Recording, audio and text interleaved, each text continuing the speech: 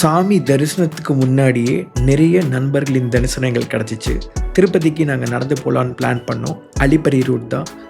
மொத்தம் 11 kilometre, 3550 steps. நாங்கள் மொத்தம் 4 பேர், 2 குட்டி பசங்க. ஏர்லியாகவே ஸ்டார்ட் பண்ணிட்டோம். ஏன்னா அலிப்பரி ரூட்டில் நீங்கள் சின்ன பசங்களோட ட்ராவல் பண்ணுறீங்க, அதுவும் 12 வயசுக்குள்ளே இருக்க பசங்க அப்படின்னா மார்னிங் 6 o'clockலேருந்து 2க்குள்ளே என்ட்ரு ஆகணும்.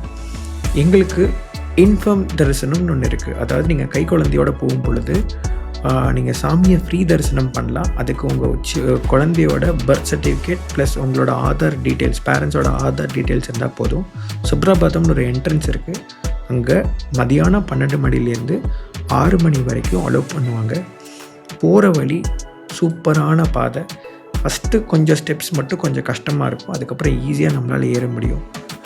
நிறைய ரெஸ்டிங் ஏரியாஸ், க்ளீனான ரெஸ்ட் ரூம், பக்கத்துலேயே நிறைய ரெஃப்ரெஷ்மெண்ட்டுக்கு கடைங்க அப்படின்னு இருக்கும்.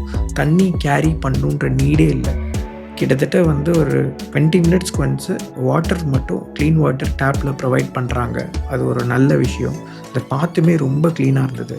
நிறைய வைல்ட் அனிமல்ஸ் உங்களுக்கு லக் இருந்தால் பார்க்கலாம். நாங்கள் பார்த்ததும் இந்த வீடியோவில் நீங்கள் பார்ப்பீங்க. சில அனிமல்ஸ் பேர்லாம் எங்களுக்கு என்னன்னே தெரியல.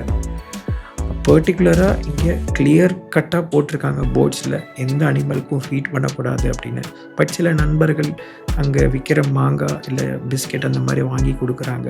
வாங்கி கொடுக்கறது மட்டும் இல்லை, ரொம்ப கிட்டக்கு போய் ஃபோட்டோ எடுக்கிறாங்க. கொஞ்சம் டேஞ்சர் தான்.